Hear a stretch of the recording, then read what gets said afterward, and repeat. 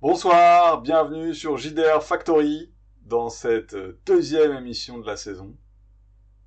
Moi, c'est ma Salut, salut. première. Avant, il y avait Axel Sol, je l'avais abandonné, j'étais méchant. Ouais, alors je t'ai bien accompagné, mais j'avais pas Matt avec moi pour la première. C'est étrange, ça fait bizarre. Le monde me quitte. Et donc Euh, aujourd'hui, on va faire un live sur Twitch qu'on va remettre après sur YouTube pour parler de Dune, du JDR Dune qui va sortir, et du Dune, son univers étendu, en particulier du film qui est sorti il y a pas longtemps. ouais, bah oui, qui est sorti la semaine dernière en France. Donc J'ai si déjà vous vu deux aimez fois. le... En fait, le film m'a carrément motivé, j'avoue, à acheter le jeu de rôle. Ça a été un bon argument de vente Eh ben, on va en pour moi. parler dans ce Ouais. live et sur cette vidéo générique.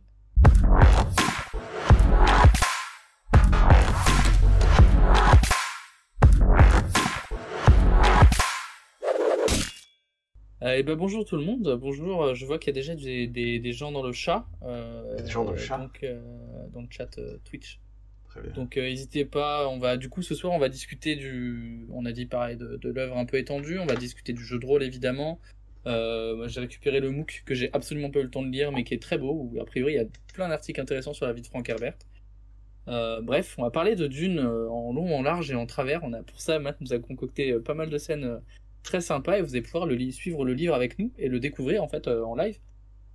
Parce que les envois des précommandes ont commencé par Arcane Asylum, donc ils arrivent en français bientôt. Je sais que je suis censé le recevoir samedi. J'ai vu la tronche des éditions collector, Matt, je sais pas si tu les as regardées. Elles sont magnifiques. Ah, de ce que j'ai vu de loin, ils ont clairement joué le bel objet. Ah, c'est splendide. Il y a du coup, l'édition collector, elle se fait sous trois formes. T'as un pour la maison Atreides, un pour la maison Harkonnen et un pour la maison Corino. Donc, qui sont les trois grandes maisons que l'on connaît. Et en fait, bah, c'est juste magnifique, quoi. C'est en mode, moi, j'ai acheté le pack avec l'écran du MJ. J'étais en mode, j'aurais peut-être dû prendre une collector, mais voilà, D'accord, c'est donc toujours déjà, le. c'est enfin, c'est spécifique à la version française ou ça existe la même chose en VO? C'est une bonne question, j'en sais rien. D'accord. Si c'est spécifique à la VF, franchement, ils sont dingues et c'est trop bien. Salut Aki, salut. Putain, on a du monde ce soir. J'ai vu Posy, j'ai vu Allchat dans le chat, j'ai vu Aki. Donc bonsoir, bonsoir. Venez nous écouter. Je vous ai mis un petit lien pour la version collector. Puis bah, je pense qu'on va pas trop tarder à commencer, Matt, pour leur montrer un peu ce qu'on a dans le ventre, parce que le jeu a dans le ventre. Tout à fait. Salut la Rollisterie. Mais donc, comme on l'a dit dans l'introduction, on va parler du jeu de rôle Dune qui va sortir. Mais on va parler de ce que c'est un univers, moi, qui me tient à cœur, il me semble que toi aussi. Hmm. Hein, on va dire que Ouais, après Warhammer, il y a ouais. Arrakis qui existe dans mon cœur. C'est clair, sachant que si on parle de 40 000, il y a quelques reprises de 40 000 chez Herbert, mais bon, on en parlera peut-être un peu plus tard. J'ai Et, vu le sujet et donc, passer sur au-delà de Twitter. présenter le jeu de rôle, moi j'aimerais parler de l'univers étendu de Dune. Ouais, Et donc de ce film qui est sorti parce que il peut aider dans dans les parties de jeu de rôle parce que ouais, c'est un des problématiques du monde de Dune, c'est que on est un peu par rapport à Warhammer, par rapport au médiéval fantastique, par rapport à Star Wars, on est quand même très très réduit au niveau de l'imagerie. ouais. Il n'y a pas des milliards d'artbooks à montrer ou Et pour s'inspirer, etc. Il n'y a pas 12 milliards de films ou de séries télé. Il y en a, ça existe, mais disons que quand on se pioche dans la pop culture, Dune, elle est là, elle est présente, c'est un putain de pilier dans l'histoire de la SF, mais le rôliste, le MJ, a moins de sources matérielles qu'avec complètement. Tu parlais du même, visuel, même le Toulouse. côté Hein. sonore aussi. Le côté sonore. On a beaucoup de musique et de trucs pour le mettre fan. Pour Star Wars, t'as raison, on a des bandes son de dingue, des gens qui ont fait du travail de fans, des créations de fans, etc. Beaucoup moins pour Dune, et moi j'avoue que c'est même un des trucs importants. Et la musique de Zimmer sur le De film, elle est Toto, très pardon, Zimmer, intéressante. excusez-moi. Ouais. Je Sachant que je suis parlais vieux, d'imagerie, moi. mais Moi, j'ai l'imagerie encore la musique de Toto dans la tête. Hein. l'imagerie en plus a vachement vieilli pour avoir regardé des images. J'ai pas regardé le film, je suis pas allé jusque-là. De Lynch.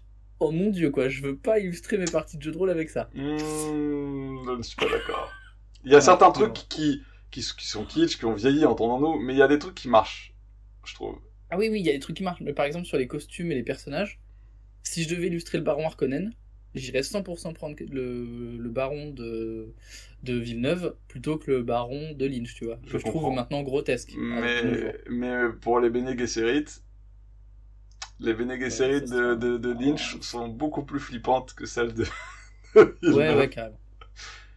Enfin, bref, Pour- donc, parler de films, du jeu de plateau, de tout ça autour du monde de Dune, bah, ça sert pour le jeu de rôle parce que ça permet Tout à de fait. trouver des inspirations, des visuels pour Ouais, nourrir sa table de jeu, puisque quand on joue en physique, mais surtout en virtuel, autant dire qu'on balance un nombre de visuels sur sa table dans tous les sens. clairement. Et ici, il suffit de taper je veux une auberge Medfan dans Google et on a tout ce que tu veux. J'aimerais avoir le Sith Starb de Arrakis. Autant dire que tu te J'ai démerdes avec des images de bédouins. déjà essayé de taper Dune dans Google. Alors maintenant, vous avez un peu de visuel de Villeneuve pour l'instant. Mais avant, vous aviez de belles images de dunes de sable, hein. C'était magnifique, hein. Notamment la dune du Pilat en France. On a des belles images de la dune du Pilat. Mais pas sûr que ça marche bien pour illustrer. Est-ce qu'on leur mettrait pas le livre pour leur montrer un petit peu ce qu'on va faire ce soir? Est-ce qu'on commencerait pas? Parce qu'on est Bah déjà, écoute, oui, on on commence déjà à commençons, avoir mais quelques personnes. quelle page parce que moi je peux mettre le livre, Ah, quelle page! mais Peut-être, voilà. Cette peut-être couverture qui... On est la d'accord que le couverture. livre, il a été fait avec l'idée que le film arrivait. C'est le livre c'est le jeu du film en fait pour moi. Ah, Je le enfin, vois quand tu comme dis ça. ça, ça veut dire quoi? Parce que ça veut dire que quoi? Que la production du film, du cinéma a rien à voir avec la production du bouquin. Non, mais on a clairement profité de l'effet d'annonce de la sortie de ce film. Je pense que s'il n'y avait pas eu le film de Villeneuve, on n'aurait pas eu le jeu de Dune de chez Modifius. Voilà, pour faire simple. Et encore moins une traduction française. On ressent, alors l'imagerie est propre au livre, voilà, mais on sent dans le choix des couleurs, on sent, regarde dans le chara design par exemple de la Bene Gesserit là sur la couverture, bah elle ressemble quand même vachement à la Bene Gesserit de Villeneuve avec le petit voile noir sur la tronche et la grande cape et machin. C'est vrai. Euh, on ressent cette espèce de sobriété aussi. Dans la version de Villeneuve, c'est très nu, c'est très minimaliste, même les intérieurs, etc. Là, Comme on tous a les films de Villeneuve. le Chaillou, enfin, voilà, c'est Villeneuve, quoi. Oui. C'est magnifique, c'est très beau, et des fois, tu te dis c'est très vite aussi. Mais C'est c'est pas un magnifiquement réalisateur vite. baroque, quoi. C'est pas Terry C'est clairement Gilliam, pas. c'est pas, voilà. C'est clair. Ouais. Donc je pense que sans le film, on n'aurait pas eu le livre et le jeu de rôle, et sans le film, à titre personnel, j'aurais pas eu envie particulièrement de rejouer à Dune, de jouer à Dune, enfin voilà, de réexplorer cet univers où tu te dis, ça Bah, c'est faut quand dire même une tuerie que quoi. au niveau de Dune, le nombre de jeux de rôle qui existent de Dune, c'est quand même assez réduit. Il me semble qu'il y avait un vieux jeu ricain, mais dont la date Ouais, se perd dans la mémoire. Je sais qu'il y a eu un jeu amateur au sens de gratuit Legrand. fait par Olivier Legrand qui s'appelait Imperium, Ouais. mais Plus, il n'y a réc- pas plus récemment, l'œuvre de Kellren avec Dominion, qui est motorisé par un PBTA, qui est très antique aussi. J'ai trouvé très antique dans sa manière de proposer. Bref, oui, mais c'est pas Dune donc spécifiquement. c'est pas C'est Dune large. spécifiquement. Non, mais voilà, mais il fonctionne. Et je pense qu'il a été écrit aussi dans cette optique-là, c'est de faire du Dune.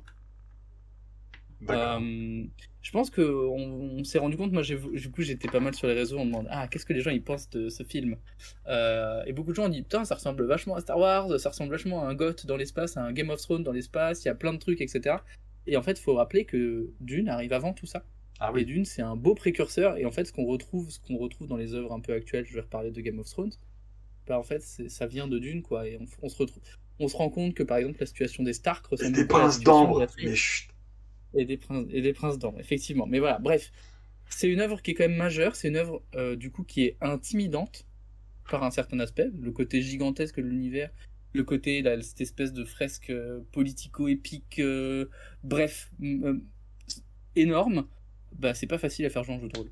Surtout que C'est le moins le qu'on jeu, puisse dire. c'est clair, parce que en plus le Il y jeu a... propose carrément, l'univers te fait jouer macro-micro, c'est-à-dire tu vas jouer des décisions politiques. En tout cas, c'est ce qui est intéressant dans Dune aussi, c'est de voir les décisions des grandes maisons, ta maison, etc. Et le micro, jouer des personnages dans les scènes un peu de tous les jours et dans des scènes, enfin, les scènes des péripéties, quoi. Alors avant d'attaquer celui-là, ce jeu particulièrement, parce qu'on en est là Ouais. pour en parler, juste un détail, il y a quand même un jeu qui n'est pas Dune spécifiquement, mais qui est clairement inspiré par Dune, et qui permet clairement de jouer dans le monde de Dune, C'est un jeu de space op qui mélange à la fois Star Wars et Dune, qui est sorti il y a longtemps dans les années 90. Tu vois duquel Oui. je parle? Je crois que je vois duquel tu parles. Je te laisse J'ai deviner. plus le nom. Non, j'ai plus le nom. C'est Space Opera, non? Non, pas Space Opera, non, Non, je non, pense à Space beaucoup Opera. plus, beaucoup plus Fading Sun. Fading Sun, bah oui, complètement, oui. Fading Sun aussi, qui est un jeu que j'ai beaucoup voulu jouer, où tu te dis putain, le truc est monstrueux. Oui, mais dans Fading Sun, tu peux jouer du Alien si tu veux. Tu peux aller Oui, complètement. slasher des xénos dans un vaisseau si tu veux. Ouais. Tu peux tout faire. C'est l'espèce de Oui. fais ce que tu veux de tous les mondes de SF. Mais clairement, le corps du truc avec toutes les familles et je sais plus comment s'appelle la famille où il y a un baron obèse avec des jambes araignées en métal. Enfin, genre. Putain. Ouais. C'est le baron Harkonnen. Voilà, il y a un empereur, des familles qui s'affrontent. Enfin bon, c'est clairement Fading Sun, c'est très majoritairement inspiré par Dune. Ouais, complètement. Non, complètement. Mais il y a beaucoup de jeux. De toute façon, c'est une œuvre marquante qui a beaucoup marqué et du coup qui a inspiré beaucoup de créateurs, mine de rien. Même de manière inconsciente, je pense. Et ouais, carrément. Après, comment on joue là-dedans? C'est un peu la question. Justement, c'est là où moi je pars de ce point de départ de Fading Sun qui est un peu le jeu avec lequel on a essayé de faire du Dune à une époque avec des potes. Et clairement, Fading Sun est un jeu qui botte en touche entre guillemets dans le sens où il te donne, en fait, il te permet de jouer à tout. Si tu veux faire du Star Wars, du Alien ou du politique, il te le permet. Donc en fait, c'est pour t'assurer que tu puisses jouer à quelque chose, quoi. Tu vois, il y a le côté un peu tout est possible dans Fading Sun. Du Dune évidemment, mais bon, si vous n'y allez pas, vous allez quand même pouvoir faire du donjon, tu vois. Ouais, complètement. Donc de ce point de vue-là, c'est difficile Moi, j'avais fait la campagne de Fading Sun où tu vas sur Mars. Ouais. Et qui est une campagne assez politique et religieuse, qui avait été écrite d'ailleurs par des Français. Et qui était pas mal, donc on était une famille noble, moi j'étais l'équivalent du Manta, et j'avais un noble qu'on suivait, enfin on avait réussi un peu à faire ça, mais il y avait une campagne qui nous tirait vraiment de scène en scène. On allait sur ce que Mars est un lieu de pèlerinage, et tu vas de scène en scène, et tu découvres des trucs. Donc il y avait un cadre qui marchait bien. Maintenant dans Dune étant beaucoup moins, on va dire, bac à sable, parce que moi, quand je pense à Dune, la première chose que je pense, c'est est-ce qu'on peut jouer autre chose que sur Arrakis? Alors, oui, complètement. De toute façon, le truc s'appelle Dune et ça fait référence clairement à Arrakis. Et le centre du conflit, en tout cas, est présent. Le début du centre du conflit est présenté là-bas. D'accord. Donc, on a envie de jouer là-bas. Donc, spécifiquement, ce livre-là, ce Dune-là te propose de jouer majoritairement sur Arrakis ou ailleurs? Il te propose de jouer sur Arrakis. D'ailleurs, l'aventure de base qui est présentée là-bas est jouée à Arrakis, autour d'un moissonneur, autour d'une moissonneuse, la épice. Bref, on est vraiment sur la thématique centrale. L'épice, Arrakis, et en fait, c'est de la politique un peu locale.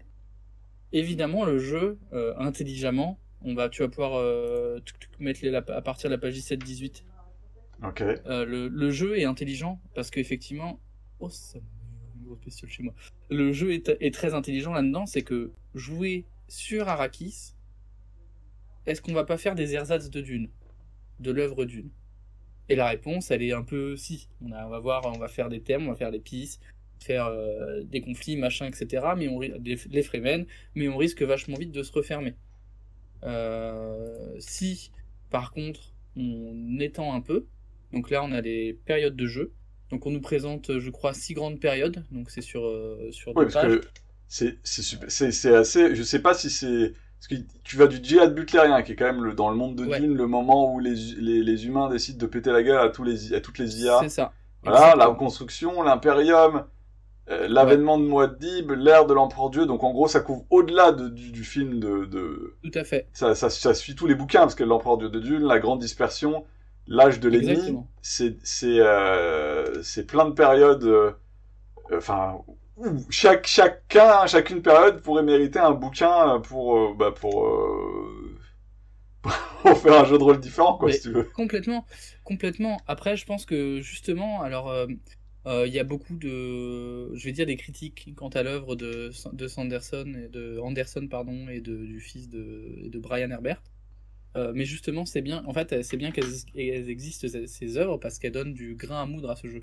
On peut aller Ah jouer oui. ailleurs, on peut aller même jouer dans d'autres époques, et on peut aller récupérer des références parce qu'évidemment, le Djihad butlérien, c'est pas du tout la même ambiance que Dune, le film ou l'œuvre, enfin le premier livre de Dune en fait. Mais justement, le On est bouquin, sur des problématiques il te complètement donne de différentes. quoi jouer sur Arrakis de ce que tu dis, c'est le scénario qui est Ouais. proposé. Comment il te donne, qu'est-ce qu'il te donne pour jouer au Jihad Buterin? Il te donne des Bah outils ça, ou déjà. En fait, il te donne les pistes. Là, si t'as un petit résumé, donc qui te donne un peu les thématiques principales de ce que tu peux jouer là-bas. Donc la révolte des machines, comment justement les humains se sont fait asservir et comment ils ont lutté contre cet asservissement. Le truc de gauche. Donc les changements, toc toc toc, les machines pensantes, les anciennes traditions, la contrainte de l'humanité, etc., etc. Et à droite, on a les romans relatifs à l'époque. Donc c'est mine de rien, c'est c'est de la source. C'est des trucs où tu peux aller lire, où tu peux te dire, je vais aller m'éclater dans un truc un peu différent. ouais, mais ça veut dire Pareil quoi? pour la C'est qu'en gros, ils reconstruction te moderne, disent etc. démerde-toi avec les bouquins qui existent pour être capable de genre tape-toi un bouquin de 500 pages pour pouvoir faire jouer quelque chose dans le. Bah un peu oui, mais en même temps, est-ce que si le livre en lui-même suffit pour faire jouer. Je suis même pas sûr que le livre de jeu de rôle là, en lui-même suffise à faire jouer dans du Dune. Parce que Dune est tellement dense, il y a tellement de thématiques qu'elles sont pas faciles à aborder. Je pense que c'est un jeu de rôle que t'achètes pas si tu connais pas l'œuvre de base. Ok, Voilà. j'entends. Je, Je pense que voilà. proportionnellement à la population, dans la population rôliste, je pense que la Ouais. proportion dans la population de rôlistes de gens qui connaissent Dune est plus vaste que dans la population globale, même fan de VC. Ouais. Parce que voilà. Mais donc ça peut faire sens de se dire ah bon je vais sortir un jeu pour initier qui connaissent déjà le monde de Dune et si tu connais pas Dune t'achètes pas le jeu de rôle. Ok. Bah c'est Et, l'idée de toute façon. et donc Enfin, quels sont les outils pas on va pas peut-être pas parler de gameplay tout de suite mais ouais. les outils des conseils de jeu qu'est-ce qu'ils te donnent pour jouer quoi dans ce Eh Dune. bien, si tu vas à la page 33 et 34 Ok. du PDF, tu vas retrouver un truc que moi j'ai trouvé super et j'adore ça. Parce que en fait, C'est je quoi le connais calendrier? Dune, ouais, c'est ça. D'accord. Je connais Dune de manière parcellaire, en fait. J'ai lu les deux premiers bouquins, voire les trois, etc. Mais ça fait longtemps, c'est pas facile. Et il y a toute une chronologie. C'est toute une chronologie qui est complète. Donc elle va de avant. Alors le AG, c'est avant la guilde. Et je sais plus ce qu'ils ont mis pour après la guilde. Mais bref, on a vraiment tout. On a vraiment toute la chronologie qui est sur 2 pages mais pas trop détaillé, pour pas te donner un cadre que je trouve trop resserré non plus en mode bah tu joues à ces moments-là, etc. PG, donc PG c'est post-guild, c'est après la guilde, donc c'est après la guilde spatiale. Euh, donc on a tout ce matériel-là. On a aussi sur les pages après donc cette chronologie qui est comme une belle aide pour se retrouver dans l'univers et pour se dire oups c'est là qu'on va jouer. À partir de la page 48, on a une description des maisons majeures, donc Harkonnen, Atreide et Corino. Plus tard, on a des descriptions de planètes, du Bene Tleilax. Ah ils te mettent pas que la maison Atreides de Corino, Non, ils parlent de Telax et de. ouais, D'accord. tout à fait. Un peu plus loin dans le livre, ils en parlent. Ils parlent de X, en fait, ils parlent de plusieurs thématiques parce qu'en fait, en présentant, bah voilà, juste en dessous, X et Tleilax. On parle de X, on parle de Tleilax, donc X, on va dire que c'est une faction plutôt euh, Techno. très orientée sur la Technologie. technologie, voilà. Et Tleilax, c'est un peu des salopards. C'est un Pareil, peu réducteur, mais bon, ok. ouais.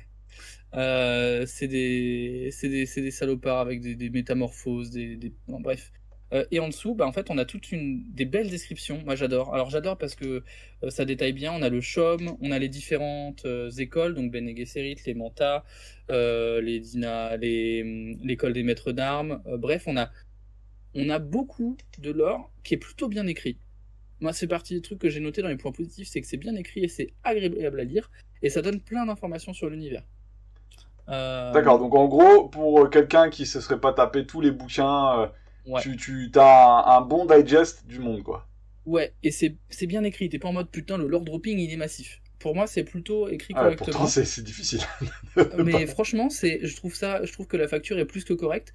Et en général, c'est pas très long, donc ça fait 1 ou 2 pages par faction, en te donnant leurs buts, leurs objectifs, la manière de fonctionner, le conditionnement des médecins de l'école Souk, le conditionnement, comment ils sont apparus, quelle est l'histoire avec Omnius, enfin bref, avec les machines pensantes, bref, beaucoup de choses. On a un peu d'histoire, on peut même replacer, on a un peu d'histoire, là par exemple sur l'Ordre des Menteurs, on nous parle d'Erasme et de Gilbertus, comment on a fait en sorte que les humains égalent les machines, quels sont le rôle que ça joue. On nous parle après on nous parle de la guilde évidemment, on nous parle du Benetlélax, bref, on nous parle de beaucoup de choses, on nous donne beaucoup d'informations, et avec ces informations, on nous donne, alors je sais pas si c'est dans ces parties-là, mais on nous donne des accroches scénaristiques. Ah, c'est ça que je demandais. C'est ça qui, pour moi, le plus important. Parce que Ouais. c'est bien beau de faire de l'ordre dropping, mais donc il y a des accroches scénaristiques sur chaque. Oui, alors je suis pas sûr que ce soit dans cette partie du bouquin, mais je sais qu'avec tous les archétypes, et il y a beaucoup d'archétypes dedans, dans tous les archétypes, il y a 2 ou 3 accroches scénaristiques à chaque fois de comment on rencontre ces gens-là, et qu'est-ce que ça fait en fait, comment on peut jouer avec ça. Les serviteurs, les sardocars, les scientifiques, les révérends de mer, les nobles, les natifs, les mantas, etc. Et alors c'est court, mais c'est toujours des petites bonnes idées. On te présente en fait 3 versions d'un personnage, et on te dit bah voilà comment tu peux les rencontrer, quelles sont les interactions que tu peux avoir. Bref, plein de choses pour jouer. Et donc pour commencer ou pour justement des petites aventures en fait. D'accord. Ouais. Et donc, le cadre dans lequel on place les joueurs, c'est quoi? T'es un des suivants des grandes maisons ou tu joues plutôt des. C'est quoi ton. Et ben là où c'est aussi très intelligent, on n'est pas des suivants des grandes maisons, on va créer sa maison. Ok. On va créer sa propre maison. Tu as la On page de la propose création des maisons? exactement, pas du tout. Pas du tout. C'est pas grave. C'est pas grave. Je vais la chercher. Ça doit être page, oh, je sais plus. Je sais pas. Mais oui, il y a la page toc toc toc. Je vais chercher. Fais ton truc. Tu cherches. Du Il y a coup, un truc on qui crée sa s'appelle. maison. Comment? Et dans la création de maison, ce qui est intéressant, c'est qu'on te dit, bah, tu peux créer une maison mineure, tu peux créer une maison majeure, et tu peux créer une grande maison. Donc les grandes maisons, je rappelle, c'est Corino, Atreide et Harkonnen, j'allais dire Arrakeen, pas du tout. Et en fait, on te dit, bah ok, tu peux créer une maison qui est très puissante, mais en conséquence, les ennemis en seront très puissants. Donc, créer sa maison, c'est à partir de la page 86. Voilà. Ah ouais. C'est page 96 du PDF, du coup. Et du coup, bah en fait, créer sa maison, déjà, on kiffe parce on participe au world building, et donc on implique les joueurs. On va créer. La feuille de maison est très simple, mais on va créer le nom, le monde d'origine, le type de maison. Est-ce qu'on est sur une maison militaire? Est-ce qu'on est sur une maison artistique, religieuse? Bref, on peut faire plein de choses, on te propose plein de choses et on te dit bah voilà ce que tu peux jouer quand tu crées ce type de maison-là, etc. etc. On va te donner les domaines dans lesquels la maison est plutôt douée. Et après, tu vas créer du coup des personnages qui sont liés à cette maison. On te déconseille de créer le duc, par exemple. On te dit pas joue le dirigeant. Par contre, on peut te dire va jouer l'héritier, va jouer le conseiller, va jouer la dame Bene Gesserit ou la fille qui a été élevée par les Bene Gesserit, va jouer l'assassin, va jouer le garde du corps, bref. Joue des gens de la suite, mais importants. Un peu comme on retrouve dans les livres et dans le film, quand on suit Tufirawat, quand on suit Paul. Paul n'est pas l'héritier au début, évidemment, de la maison Atreide, dans le début du film. N'est pas le duc. Oh là là. Paul est l'héritier, mais n'est pas C'est le l'héritier, duc. oui. Paul est l'héritier, mais n'est pas le duc. Donc au début, on suit juste le fils d'eux, finalement. Et en fait, on va développer à partir de là. Tu vois, un des problèmes pour moi de s'inspirer spécifiquement du bouquin, c'est que le bouquin, c'est un roman d'apprentissage, c'est vraiment le héros qui va progresser, etc. Et certes, il a des gens autour de lui, mais il est seul. Et c'est d'ailleurs, un des thèmes forts dans tout Dune, c'est les héros assez seuls, parce qu'en plus, ils ont beaucoup de pouvoir, et puis ils ont après des expériences religieuses sous leur houlette, et de la solitude par rapport à ça, etc. C'est pas très compatible avec l'idée d'un groupe et d'un jeu de rôle. Justement, c'est pour ça qu'on joue pas cette personne seule. On joue ce groupe et on joue cette maison. On parle. Alors, je vais dire beaucoup, j'ai beaucoup aimé, je pense, ce soir. On crée nos personnages principaux, donc là ce que j'ai dit, on va dire le Tufir, la Bene Gesserit, etc. Mais on va créer aussi des personnages secondaires. C'est un truc qui est proposé, un peu comme Ars Magica, où on crée les mages et où on crée leurs suivants. Là, on va créer des personnages secondaires qui vont être mineurs, donc des soldats du rang, etc. Et des personnages qu'ils appellent notables. Donc par exemple, le duc, ou le chef de maison, ou quelqu'un qui existe, qui est important pour la maison, mais qui va avoir peu d'importance ou qui va apparaître peu de fois. Et ce que tu appelles créer, c'est quoi? Tu fais du mécanique, Créer. la fiche de perso? Ou c'est que Ouais, tu crées une bah, psychologie parce que c'est un personnage que tu vas interpréter? Ou c'est des tu peux aller à PNJ la que le page MJ... 144, la page 144 pour la création des personnages secondaires. Ok. Je transitionne magnifiquement avec ton aide. Et elle est rapide. Et ça, c'est plutôt cool parce que effectivement, t'as besoin de faire ça sur le pouce. D'accord. Les personnages, donc là, on a les personnages secondaires mineurs et les personnages secondaires notables. Et on nous dit, bah voilà, comment ça se crée. Il va nous falloir un trait, il va nous falloir des principes, donc le devoir, le machin, pourquoi ça. Les compétences, on va répartir les points, ça prend 3 secondes parce qu'il y a 5 compétences. Les spécialisations, les talents, et pareil pour les personnages notables, qui sont pas plus durs à faire, qui sont même pas beaucoup plus... Alors ils sont plus forts mécaniquement, mais qui sont pas beaucoup plus travaillés. Donc on va y mettre ce qu'on veut pour une ou deux scènes finalement. Et c'est toi qui les interprètes ou c'est pour le MJ? C'est toi. Non, c'est pour toi. Donc c'est Et vraiment c'est Ars un Magica, pool. c'est tu switches en mode C'est compagnon. exactement. Et c'est un pool commun en fait de personnages. Ils sont même pas interprétés par une seule personne à table. C'est pas la personne qui crée le duc, elle va jouer le duc. C'est par exemple si on a le duc qui est dans la scène et pas le personnage principal d'une personne, et ben cette personne-là elle va interpréter le duc pendant que les autres jouent leur personnage, etc., etc. En fait, c'est des personnages tournants qui sont au groupe et donc ils Alors, vont moi je trouve ça s'étoffer au fur et à super, mais mesure. ça va pas être du goût de toutes les tables. Les tables où les joueurs qui adorent avoir leur perso à eux, c'est... Après, là, libre à chacun de jouer ses personnages, enfin de se les fixer. C'est aussi très facile de se dire, ah bah j'ai créé le duc, bah je jouerai le duc si le duc apparaît. Là où ça marche moins bien, c'est effectivement s'il y a le personnage principal et le duc en même temps. Je pense que ça peut donner des trucs, des micmacs. D'accord, Je mais pense que c'est un jeu qui est aussi plus facile en physique qu'en virtuel. Pour se dire qui est qui joue quoi quand, en fait, finalement. Et donc, donc ça te permet, si tu veux, de jouer ce truc où quand tu es dans un endroit où il y a de la politique et des intrigues autour d'une table, des grands seigneurs, tu vas jouer les Ouais, nobles, les mages dans Ars tout à Magica. fait. Et quand il va falloir aller dans le désert d'Arrakis pour vérifier pourquoi ta réserve d'épices s'est fait flinguer par des contrebandiers, tu vas prendre Ouais. le Duncan Idaho du coin, quoi. Enfin, de Tu vas ton prendre le groupe. Duncan et puis tu vas prendre des hommes d'armes. Parce qu'évidemment, Duncan va pas forcément se trimballer à chaque fois avec Paul ou avec Jessica pour aller vérifier chacun des trucs. Voilà. Si jamais t'as des intrigues, si jamais t'as. Parce que t'as de l'espionnage, de l'intrigue, t'as des mécaniques pour tout ça, bah tu vas jouer Tufir et tu vas jouer ses servants, ses petits oiseaux. Tu vas jouer Jessica avec pareil ses sources, avec les Bene Gesserit. Tu peux jouer le docteur Souk aussi, si t'as des scènes un peu particulières.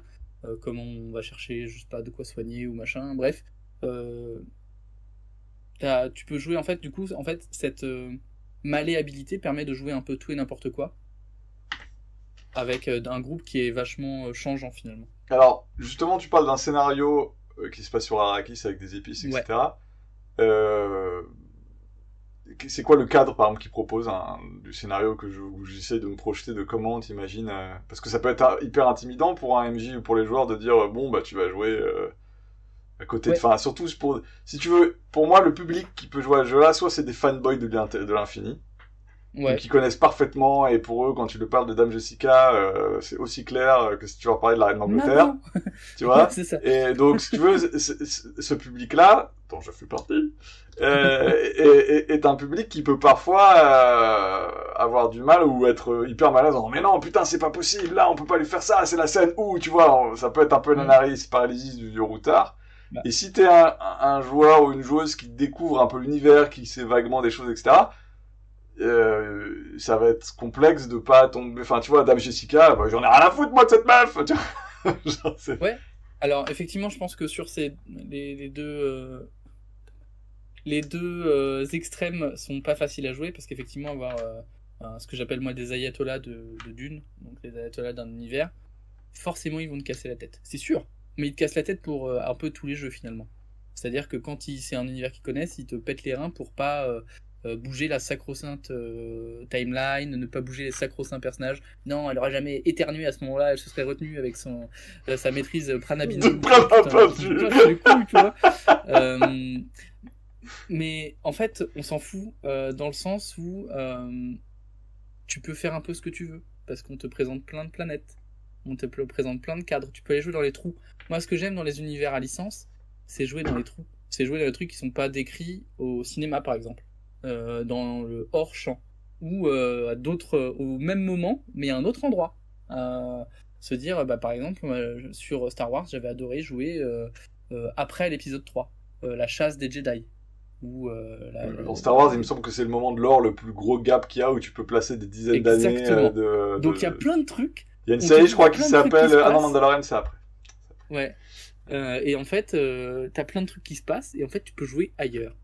Moi, une des thématiques que j'aimerais jouer, c'est une maison mineure, parce qu'alors, le jeu statue sur le fait qu'il y a des maisons mineures sur Arrakis, qui sont plus ou moins au service des maisons des grandes maisons, et des maisons majeures. Donc en gros, quand par exemple... Tu peux très bien, alors que t'es au service, enfin t'es comment dire, le sbire des Harkonnen. Un féal des Harkonnen.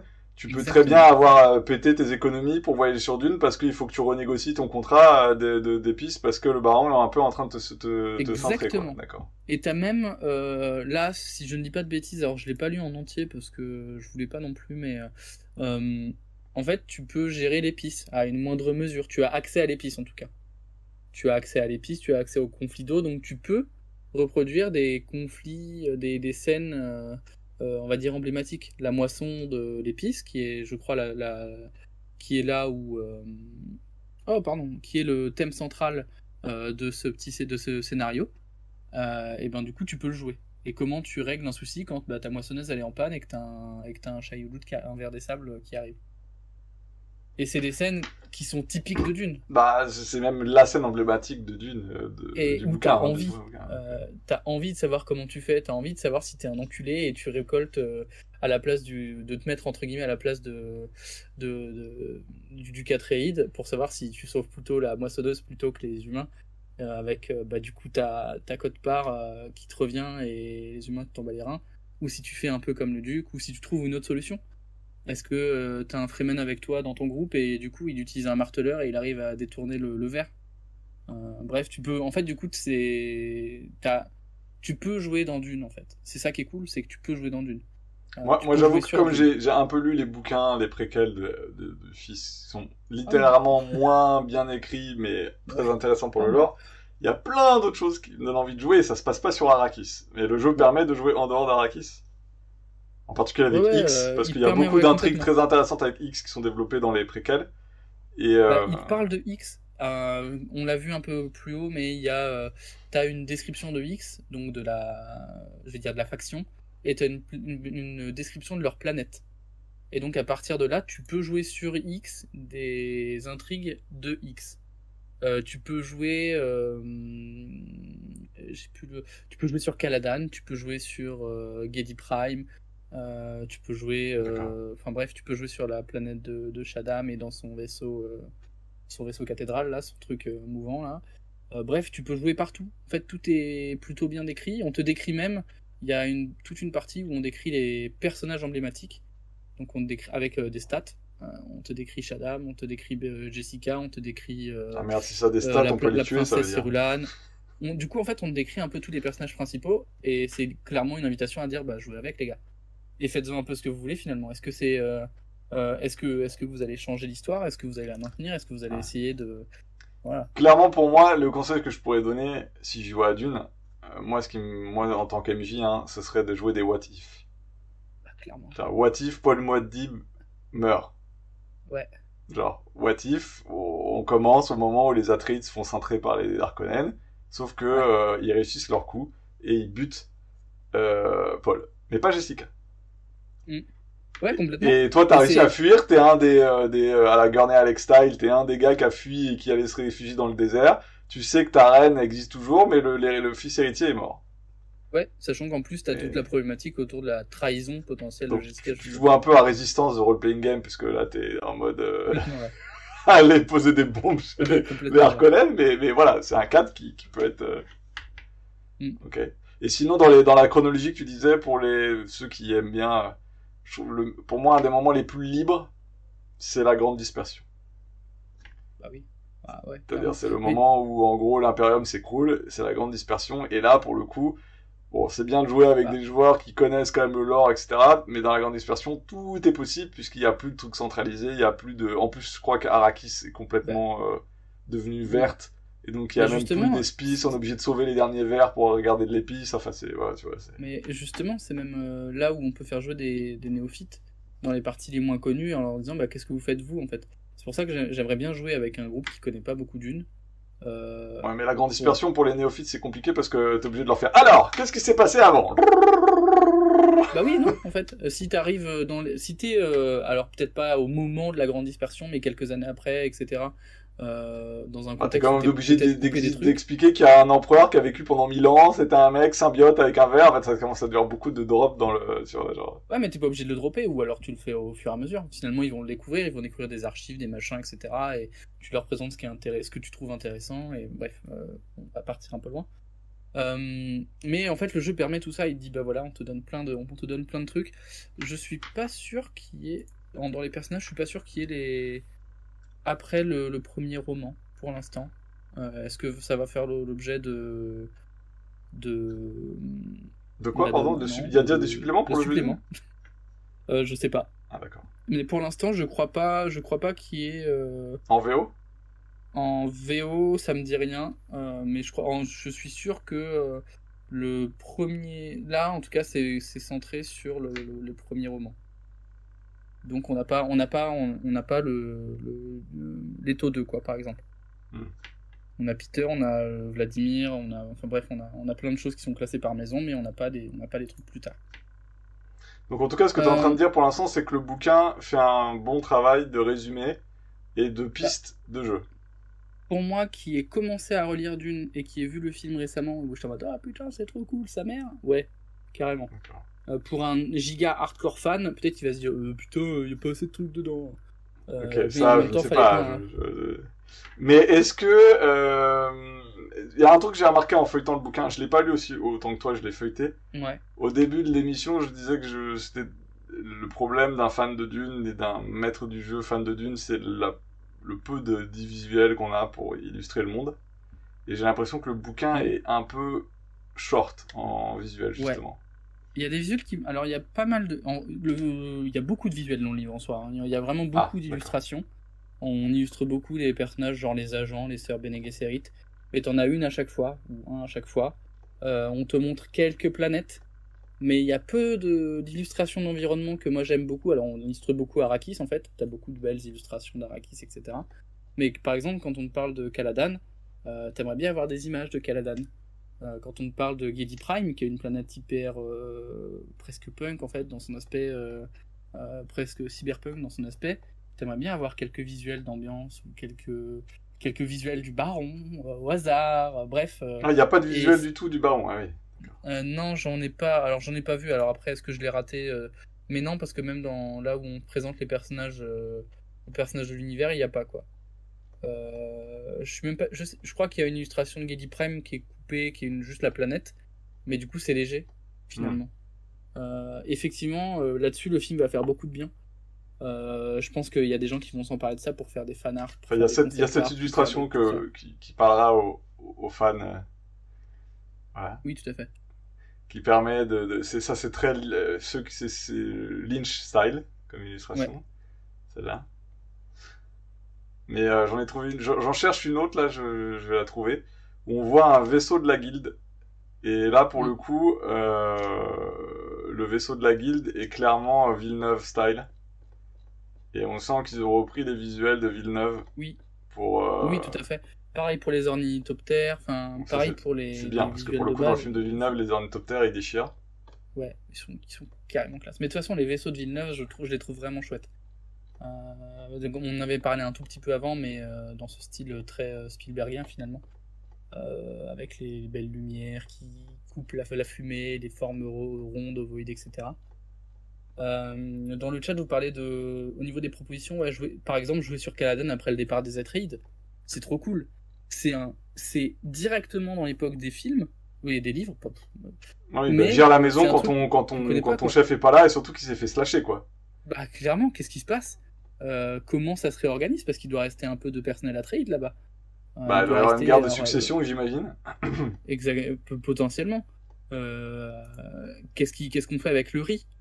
Parce que c'est quand même la base de la maison Atreides, c'est l'export de riz, dont le nom m'échappe, mais le riz. Bref, d'une denrée qui est essentielle à nourrir l'Empire finalement. Comment tu gères tout ça? Est-ce que c'est une maison mineure qui a repris et du coup tu peux jouer cette maison mineure et voir comment elle se débrouille? Est-ce que elle se débrouille tellement bien qu'elle peut accéder au rang de maison majeure?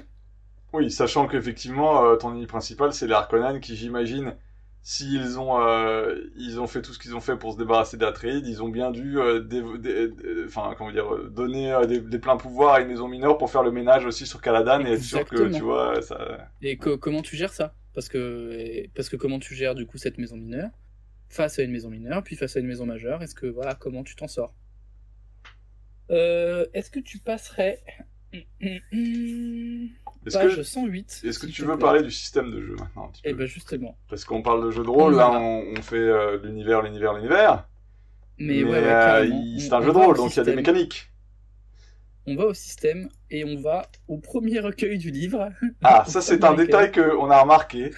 Il y a quand même des petites coquilles dans ce livre. Il y a des coquilles dans le livre. Et là, cette coquille, elle est magnifique. Mais celle-ci, c'est une grosse coquille. Alors ça, c'est le résumé des règles de base qui intervient avant la création de perso. C'est une super initiative, parce que c'est bien de savoir un peu comment c'est motorisé avant de créer ton personnage, sans avoir tout le détail des règles. Cependant, donc, on va résumer très vite, c'est un roll-under, on est d'accord? C'est un roll-under. C'est le système Modiphius, c'est le système qu'on appelle 2D20. Pour résoudre une action de base, vous allez lancer 2D20, le comparer à un seuil de difficulté qui est lié à vos compétences et ici vos principes. Donc vous allez additionner votre principe, le principe qui colle le plus à la scène et une compétence, et ça va vous donner un truc entre 8 et 12 normalement à la création. Et vous devez faire en dessous de ça. Donc avec 2d20 en moyenne. Et donc si je lis le résumé des règles de base, vous obtenez une réussite chaque fois que le chiffre obtenu à l'un de vos dés est égal ou surpasse le seuil de réussite. Donc c'est un roll-under, mais ils ont écrit surpasser. Okay. Exactement. Ça s'appelle une coquille donc. Exactement. Et c'est contre. Et c'est une coquille assez dommageable quand même, parce que c'est une coquille qui peut rendre fou les MJ qui vont dire j'ai pas compris le jeu quoi. C'est ça exactement. C'est la scène où Axel il dit à Matt, faut que tu regardes un truc, j'ai pas compris, je dois être complètement con. Vérifie parce que mon cerveau est complètement malade. D'accord.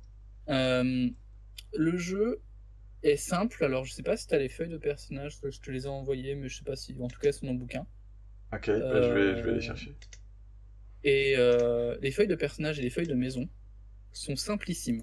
Vraiment, ça m'a fait plaisir. Je m'attendais à un truc un peu énorme. J'avoue que je connaissais pas du tout le système avant ça. Et c'est facile. Votre personnage, il a un nom, une maison, un rôle dans cette maison, une faction éventuellement, des traits de personnalité, une ambition qui va être centrale sur comment on progresse. Et ensuite, il a 1, 2, 3, 4, 5. 5 principes et 5 compétences.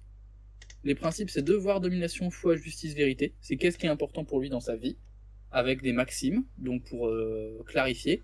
Par exemple, le devoir, c'est je dois toujours servir la maison au péril de ma vie, au hasard. La vérité, c'est la vérité n'est jamais ce qu'elle semble être, par exemple. Et les compétences, qui sont analyse, combat, discipline, mobilité et rhétorique. Et c'est tout. Après, on a des points de détermination. On va avoir la mécanique qui est un peu touffue. Elle est parfois un peu expliquée de manière abracadabrante, mais les exemples sont hyper bien foutus pour bien comprendre. Mais la mécanique de base est très simple. Donc c'est principe plus compétences, on lance notre nombre de D20 et on obtient du coup, on compare à un seuil de réussite et on peut avoir plus ou moins de réussite à faire. C'est-à-dire il faut avoir 1, 2 ou 3 dés par exemple qui vont faire moins de 10. Alors je crois comprendre que les chiffres donnés sont compris entre 4 et 8. Exactement. C'est-à-dire tu commences en gros à minimum 8 ou minimum 16, et donc tu dois faire minimum en dessous de 8 ou maximum en dessous de 16 quand tu commences ton perso. Exactement. Sachant que les personnages progressent très lentement, a priori. De ce que j'ai lu, tu donnes peu de points, et tes personnages sont assez complets au départ, ou en tout cas ont ont des facettes intéressantes à jouer dès le départ. On te dit aussi, j'ai beaucoup aimé, on te dit de créer des personnages avec des défauts. C'est un peu con, mais sur un livre, c'est important, parce que c'est ce qui va donner aussi un peu de piment à vos personnages. Donc voilà la mécanique de base. Ouais. On a, Donc c'est une mécanique ouais. oui-non. Tu réussis ou tu rates, de base. Ah, alors non, du coup, il y a des succès mitigés et il y a des échecs plus ou moins mitigés. Pareil, qui sont modulables en fonction du nombre de réussites, en fonction de la personne, etc. etc. Donc tu peux partir du principe que si tu fais un succès, c'est toujours un oui mais, et pour avoir un oui, il faut au moins 2 succès, enfin ce genre de trucs. C'est un peu l'idée. Alors ça dépend du coup de la difficulté de base de ton action, mais c'est l'idée. Par exemple, tu as aussi un truc qui est intéressant, je trouve, alors qui du coup peut être un peu lourd mécaniquement, mais tu as des actions qui sont réussies automatiquement, mais qui vont plus tu vas faire de succès, plus tu vas le faire vite, plus tu vas apprendre de trucs. C'est-à-dire que vu que c'est un jeu où il y a quand même beaucoup d'intrigues et beaucoup de politique, on te dit ok, tu vas apprendre des trucs. Par contre, plus tu réussis, plus tu vas apprendre de trucs critiques en fait. Plus tu vas pouvoir poser de questions. Ce genre de choses. Donc on est sur un roll under, et donc le 20 est ce qu'ils appellent une complication. En général, même si tu as assez de réussite, tu réussis, mais par contre tu vas te mettre dans les embrouilles derrière. Ah, c'est-à-dire que si tu lances 3D, tu fais 2 réussites et ton MD fait un 20, tu réussis avec une complication encore plus forte, quoi. D'accord. Exactement. C'est 5% de chance quand même, c'est pas non plus... C'est pas négligeable, mais en même temps, voilà, après, en même temps, c'est toujours ce même système, hein, plus tu multiplies les dés, plus tu as finalement de chances de faire des 20. Tout à fait. D'ajouter des complications. On a des spécialisations, on a des choses comme ça qui vont permettre du coup, le 1 est ce qu'ils appellent une réussite critique qui compte double, donc c'est l'inverse du 20, et quand on a une spécialisation qui s'applique à un jet, tout ce qui est en dessous du seuil de réussite, donc si par exemple je fais 6 en ayant une spécialisation arme courte et que j'essaie de fracasser quelqu'un avec une arme courte, et ben tous mes dés qui sont des réussites comptent comme des critiques. J'ai 6 en arme courte et j'ai 6 en agilité, enfin j'imagine c'est l'équivalent. Ouais. Et ça me fait normalement un seuil de 12. Mais si j'ai un dé qui fait entre 7 et 12, c'est une réussite normale. Et si j'ai un dé qui fait en dessous de 6, donc en dessous de mon score d'arme machin, j'ai critique, quoi. C'est ça. Ok. C'est pas mal. En dessous du seuil, donc en dessous de 12. Ah, en dessous de 12, pas en dessous de la... Je crois que c'était en dessous spécifiquement de ta compétence de... c'est en dessous du seuil. Ah, d'accord. Bref, il y a plein de petites mécaniques comme ça qui sont sympas, qui peuvent étoffer et qui en même temps sont optionnelles. C'est-à-dire que si vous commencez et que les règles sont un peu touffus, vous pouvez les rajouter au fur et à mesure. Il y a plein de trucs vraiment... une question, en regardant le bouquin vite fait en feuilletant, il m'a semblé, j'ai regardé évidemment tout de suite les Bene Gesserit Elementa, j'ai pas eu l'impression que les pouvoirs, ça a l'air d'être des pouvoirs narratifs, pas tellement des plus 1, plus 12, plus machin, vous avez des rangs d'initiative décalés ou des conneries comme ça. Ça a l'air plutôt de vous êtes immontable, vous savez le faire, et en gros... Et vous pouvez faire le jet pour le faire. En fait, c'est des traits. C'est un jeu à traits. Et donc les traits, on va dire qu'il y a 4 options avec les traits. C'est ils te rendent une action possible, une action impossible, ils te facilitent une action, ou ils la rendent plus difficile. Et donc par exemple la voix, ça marche comment la voix? Et bah par exemple la voix, si elle dit tu possèdes la voix, déjà tu peux t'en servir. Enfin tu peux essayer de t'en servir. Donc tu vas faire un jet de voix plus... Tu vas faire un jet de... Alors tu peux avoir une mécanique additionnelle, mais tu vas faire un jet de... la feuille. Tu vas faire un jet par exemple de domination avec discipline. Ok, et donc si c'est under, et comment par exemple, si tu essaies d'influencer le garde de base de la maison Harkonnen ou le duc, c'est quoi la différence pour moi? La différence c'est que le seuil de difficulté, il va être le seuil de difficulté va être défini par les stats des persos que tu affrontes. C'est que de l'opposition. Donc finalement, si la personne en face est moins forte, elle va faire un jet. Et le nombre de réussites qu'elle va avoir, c'est le nombre de réussites que tu vas devoir toucher, toi, pour la battre. Okay. Ouais. Ça c'est un peu lourdingue, ça. Ouais, c'est un peu l'aspect lourdingue. C'est un peu, alors pour nous qui aimons les trucs un peu légers, ça peut rebuter. Ouais, il faut que tu fasses un jet d'abord pour déterminer le seuil de difficulté, puis après, c'est... Très vite, à mon avis, tu détermines des seuils de difficulté de base sans lancer les dés. Exactement, et tu as cette option-là, de toute façon. On te dit la difficulté est comprise entre 0 et 5 avec une échelle. Donc tu mets une réussite pour un garde de base, 2 réussites pour un commandant, etc. Ouais. Et ça monte au fur et à mesure. Ça semble plus efficient que de lancer des dés pour... Après, il y a des gens qui aiment lancer les dés pour ça. Hein. C'est toujours... Moi, ce que j'aime bien, c'est qu'ils t'offrent le choix, finalement. Est-ce que c'est Ils te toujours disent le que joueur qui lance les dés ou est-ce que genre il y a dans le combat le par MJ exemple? lance les dés. Non, le MJ lance les dés. Ah, je sais. Le MJ lance les dés, les combats, alors ce que dans les gros points positifs, c'est que le conflit, il y a 4 types de 1, 2, 3, 4, 5 types de Quelle conflits page ça?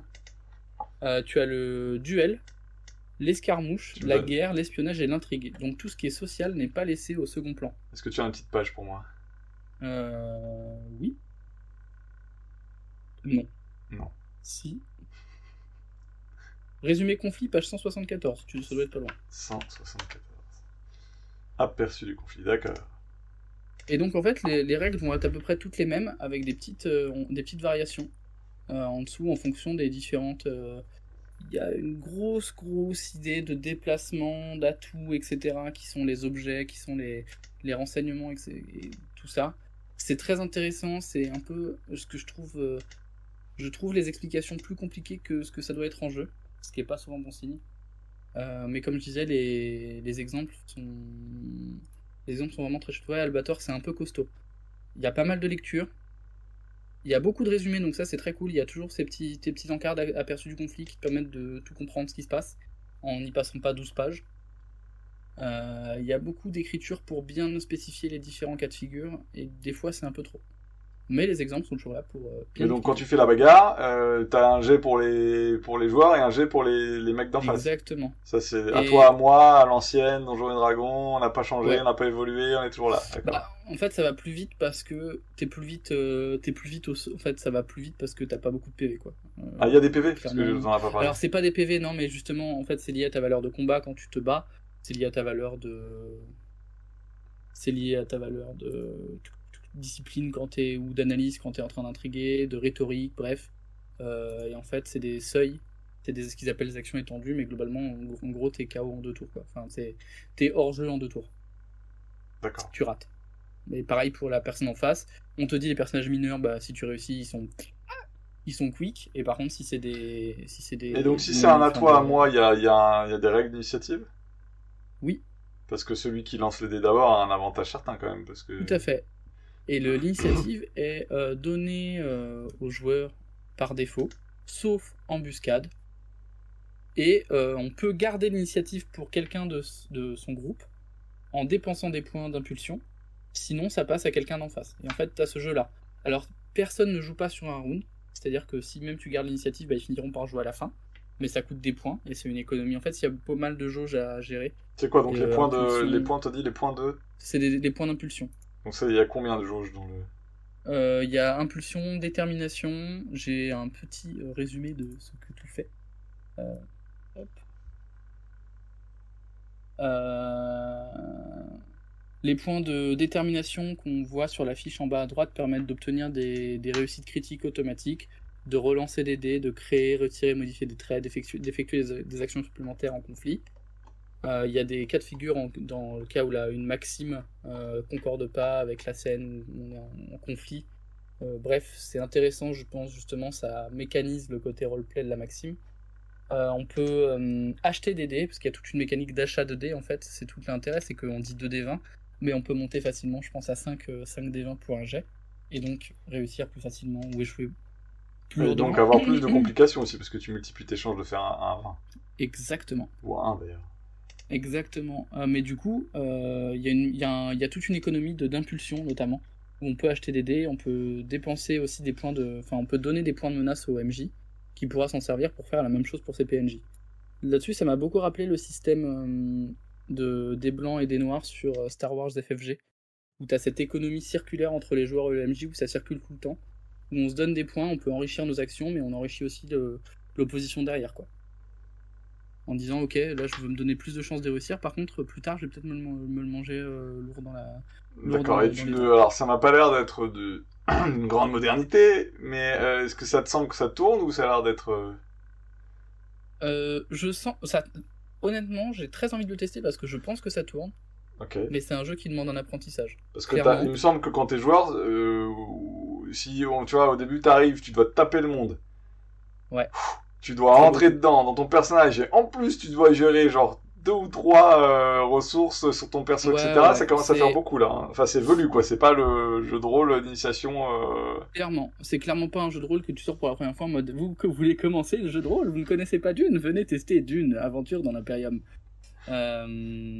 C'est pas hyper simple. Alors en fait, en soi, c'est pas compliqué, hein. Mais les explications font qu'il y a beaucoup de, en fait, il y a beaucoup d'options. Et donc c'est un jeu où tu dois apprendre à jouer ton personnage et apprendre à tester ses limites et ses possibilités. La première partie, à mon avis, tu n'utilises pas du tout les points d'impulsion pour t'acheter des dés ou pour te rajouter des succès automatiques ou bref, tout ça quoi. Mais en soi, c'est pas compliqué. Parce que justement, bah, t'as pas une liste de compétences de 20 000 pages, t'as pas une liste de sorts, t'as pas une liste de Oui, machin. c'est minimaliste. J'ai vu ta fiche et puis c'est surtout des traits qui Ouais. permettent de C'est des définir traits. ton personnage. Il y a pas ce côté faire tes courses Et quand t'es. par contre, ce que je crains, parce que c'est un jeu à traits, et donc un jeu de trucs à mobiliser, c'est que tu peux avoir du bargain, Oui, bah tu négocies avec le MJ quoi. négocier de la négociation perpétuelle avec le MJ en mode si, ça s'applique, là, je te jure. Si tu fais des maximes un peu flous, tu peux l'utiliser à tout bout de champ, quoi. Et puis tu vas avoir des personnages un peu cheatés, genre si t'as une Bene Gesserit autour de la table, mon prénom perdu, ça me sert à tout. Ah bah je suis Ouais, désolé, c'est comme ça dans les bouquins. Tu fais ok bon. ouais, complètement. Et après, mécaniquement, elle est pas plus forte qu'un autre perso, même en utilisant la voix. Elle a plus de possibilités, c'est-à-dire qu'elle peut le faire, Non, mais mais d'un point de vue rôlistique basique, hein, genre au niveau combat, bash, machin, popote, les Bene Gesserit sont overcheat à côté de tout ce qui. ouais, genre... mais mécaniquement, en fait, statistiquement, elles sont pas meilleures. C'est ça qu'il faut arriver à se dire, c'est que Okay. statistiquement, elles sont pas meilleures. Elles ont un panel de trucs plus large, elles ont C'est un peu les Jedi de Dune, quoi, les Bene C'est Gesserit, quoi. complètement ça, ouais. Au niveau, je parle de puissance, parce que ça n'a rien à voir avec les Jedi, hein, genre les pauvres Jedi Oui, oui, qui oui. rencontraient une Bene Gesserit, ils comprendraient pas Ah ce qui bon, leur ça, arrive. à Mais, mon avis, il y a match, hein. hein Ce n'est pas votre non, mais planète je parle ici, pas ce de n'est pas puissance Arrakis. pure, je passe de gars et de meufs en toge, tu Oui, vois, qui ont jamais ah oui, dû oui. voir la couleur du loup, qui voient arriver des meufs qui sont des courtisanes de l'infini. C'est clair. Je pense que ça doit leur faire bizarre, quoi, tu vois. Ouais, ouais. Mais oui, après, Allchat, t'as raison, les mécaniques, tu peux les intégrer au fur et à mesure, ta campagne, clairement. Je pense que tu peux commencer sans l'impulsion. Alors, pas sans l'impulsion, parce que t'as l'achat de points, t'as l'achat de dés, et c'est quand même important. Mais sans la détermination, par exemple. Et tu peux les intégrer au fur et à mesure. Et tu peux, au début, en tant que MJ, je pense qu'il faut bien maîtriser la mécanique et la transmettre. C'est-à-dire que tu dois être le tenant des règles au début, et puis les donner au fur et à mesure en disant n'oubliez pas, vous pouvez faire ça. Et puis après, au bout d'un moment, bah, les joueurs ils vont le faire d'eux-mêmes. Et puis quand tu vas leur casser 2-3 fois la gueule avec des points de menace en leur annonçant bah ok, j'ai dépensé des points de menace, et du coup il y a votre maison rivale qui arrive, ils vont peut-être se dire qu'ils ont des trucs à utiliser eux aussi. Cortex, la proposition concrètement c'est quoi? La fiche du perso est assez abstraite dans ce qu'elle souligne. Bah en fait justement le côté tu peux tout faire, il y a vraiment pas d'accent qui est mis sur le combat, il y a pas d'accent qui est mis sur les duels, il y a pas d'accent qui est mis sur la guerre, pas d'accent qui est mis sur l'intrigue ou l'espionnage, tu peux tout faire et tes persos savent un peu tout faire. Donc tu te retrouves pas complètement à poil si tu joues un combattant dans de l'intrigue. Alors, Mais de ce que t'as expliqué, les conflits de dés, en fait, le combat ouais. est traité au même niveau que l'espionnage, la politique, etc. Donc c'est qu'une des options parmi tant d'autres, ouais, ce qui est le cas dans les bouquins. Hein, c'est le même sous-système, avec à chaque fois des toutes petites variations de déclinaison de comment ça se passe, les déplacements et les échelles de temps, etc. Mais en soi, ça a la même importance, c'est ce que je trouve hyper bien en soi, parce qu'effectivement, Dune, bah, si j'ai envie de jouer à Dune, c'est pas pour faire la bagarre, quoi. Ou pas que. Je veux des scènes éventuellement d'action, où je vais aller m'échapper d'un VR, où je vais devoir assassiner quelqu'un, ou je vais devoir intriquer. Et Soran, t'as raison, le système, c'est un système qui tourne très bien. Il existe déjà, il a déjà été testé sur Star Trek, Conan et un autre, et a priori il marche bien. Il y a des plutôt très bons retours sur le système de Modifius, et il a été adapté un peu comme Free League le fait avec son système Year Zero. Il est adapté à chaque fois à l'univers. Et ça a l'air de tourner. Alors nous, ça nous paraît un peu lourd parce qu'on est aussi des adeptes du léger maintenant, mais je pense qu'il tourne bien pour des gens qui sont habitués. Est-ce que tu peux nous mettre sur la page 140 éventuellement? Tout à fait. Qu'y a-t-il sur la page 140? C'est la création de perso, pour montrer un peu comment ça se passe. Donc ça, c'est le personnage principal, va-t-on dire. Le premier qu'on crée qui est le nôtre. Hop. Et pareil, alors il y a beaucoup d'options, notamment il y a des listes à rallonge pour tout ce qui est atout, talent, spécialisation, etc. Mais ça va plutôt vite à faire. Et on propose 2 systèmes de création différents. On a un système, on va dire, classique, où on crée tout avant de jouer et on joue après.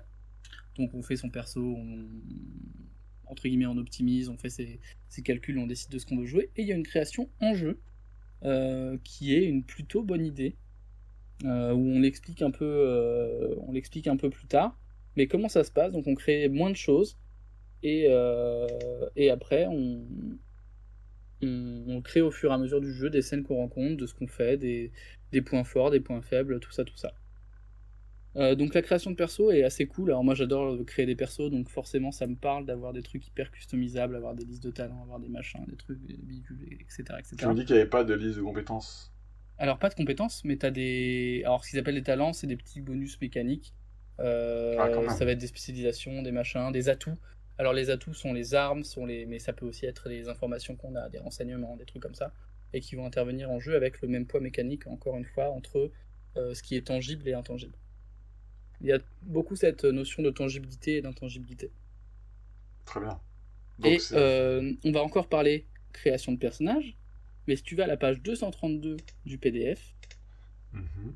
c'est un livre qui accompagne vachement bien les MJ, je trouve. Alors c'est, en tout cas sur les gros bouquins que j'ai lus dernièrement, c'est celui qui le fait le mieux. Page D'accord. 232, on Oui. a des conseils pour la création de perso du point de vue du MJ. Et il y a beaucoup de conseils pour le MJ. Tout au fur et à Pour mesure créer du des bouquin, PNJ, ils tu te veux disent dire. comment le gérer.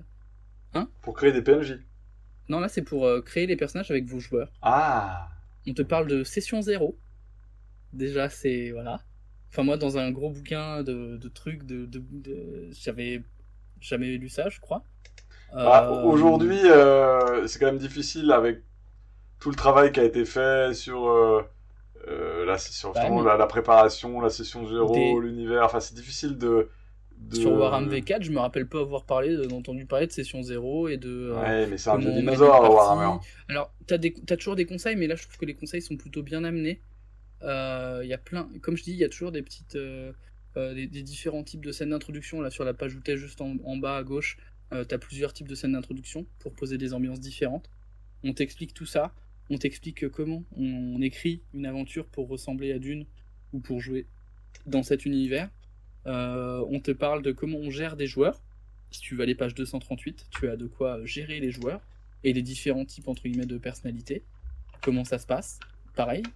Moi j'en ai entendu parler, j'ai lu des choses dessus parce que je me suis renseigné, mais jamais dans un bouquin de base directement. Tu voudrais dire que d'un point de vue guide du maître, on est dans quelque chose qui... Exactement, tu pourrais faire un épisode sur Dune du coup. Gérer les personnalités. On a beaucoup de choses. Intégrer les solitaires, gérer le désengagement, s'occuper des règles. On nous parle des monsieur règles.